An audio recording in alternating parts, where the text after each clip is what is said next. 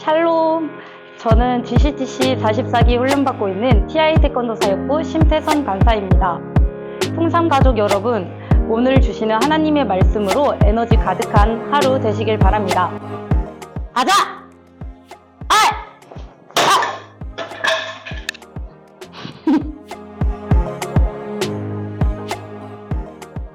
사도 바울은 비시디아 안디옥 회당에서 설교를 하게 되었고, 바울은 이를 전도의 기회로 삼았습니다. 그때는 병자를 고치거나 귀신을 쫓아낸 것도 아닌 오로지 복음만으로 큰 부흥이 일어났습니다. 성령의 역사가 일어났고 사람들이 다음 안식일에도 이와 동일한 말씀을 전해달라고 요청합니다. 보통 설교 말씀을 듣고 다음 주에 똑같은 설교를 해주세요 라고 하는 일은 많지 않을 것입니다. 그것은 비시디아 안디옥 사람들이 얼마나 큰 감동을 받았는지 말해주고 있습니다. 그리고 그 자리에서 복음을 들었던 사람들은 집으로, 일터로 돌아가 입에서 입으로 복음이 전해져 큰 부흥이 일어났습니다. 다음 안식일에 바울이 말씀을 전하러 갔을 때 비시디아 안디옥의 모든 시민이 말씀을 듣고자 모였습니다. 어떠한 기적이나 특별한 행사가 있어서가 아닌 오직 복음을 듣고자 거의 모든 시민들이 모였습니다. 복음이 두루 퍼졌고 유대인뿐 아니라 이방인까지 크게 기뻐하고 하나님을 찬송하며 영생을 주시기로 작정된 자는 다 믿는 기적이 일어났습니다. 그런데 그 후에 바울과 바나바가 쫓겨나는 기가 막힌 일이 벌어졌습니다. 몇몇 유대 지도자들이 시기가 가득하여 집권자들을 선동해 바울과 바나바를 박해하며 쫓아내었던 것입니다. 말씀이 부흥했지만 집권자들로 인해 박해받고 쫓겨났을 때 바울과 바나바는 어떠한 마음이 들었을까요? 그들은 좌절하거나 실망하지 않고 오히려 그들을 향해 발의 먼지를 훌훌 털어버리고 이고니온으로 갔습니다. 어떻게 박해와 어려움 가운데 무너지지 않고 계속해서 전도자의 삶을 살아갈 수 있었던 걸까요?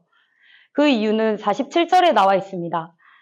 주께서 이같이 우리에게 명하시되 내가 너를 이방의 빛으로 삼아 너로 땅끝까지 구원하게 하리라 하셨느니라 하니, 비시디아 안디옥에서 복음을 전했고 큰 부흥을 보았지만 결국 그들이 쫓겨났어도 하나님께서 땅끝까지 이방의 빛으로 살게 되리라는 응답을 받았기 때문에 훌훌 털어버리고 주님이 주신 사명을 향해 나아갈 수 있었던 것입니다.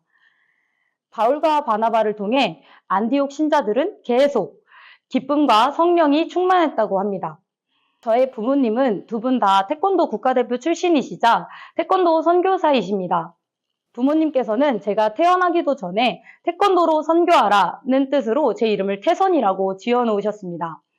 그래서 어려서부터 배운 태권도가 좋았고 국가대표 상비군까지 이르렀습니다.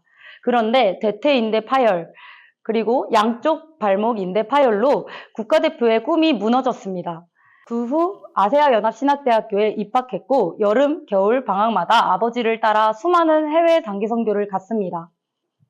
태권도라는 도구는 효과적으로 세계 곳곳에 복음을 전하고 있고 그 일에 내가 쓰임받고 있다는 사실이 얼마나 감사했는지 모릅니다. 그런데 그 후 저는 양쪽 발목을 다 수술하게 되었습니다. 또 다음에 아버지가 뇌출혈로 수술했고 그 다음에는 집에 불이 나서 집이 전소되었습니다. 또 다음에는 어머니가 갑자기 심장병에 나서 심장수술을 했습니다. 저희 가족은 그 모든 일이 한꺼번에 일어나지 않았음을 감사드렸습니다. 기가 막히고 속상하고 좌절이 되었지만 저는 이름처럼 태권도 선교를 하기 위해 선교 훈련을 받고 있고 여전히 저희 가족은 태권도 선교 사명을 위해 살고 있습니다.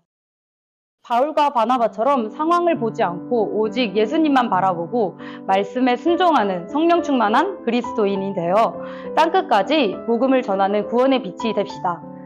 함께 기도하겠습니다. 우리가 세상에 사는 동안 마음이 낙심되고 좌절할 일이 많지만 사도 바울과 바나바처럼 기가 막힌 상황에서도 예수님만 바라보고 말씀에 순종하며 기쁨과 성령이 충만한 삶을 살게 해주세요. 그래서 하나님 마음을 시원케 할 복음을 전하는 삶을 살게 해주세요. 예수님의 이름으로 기도드립니다. 아멘.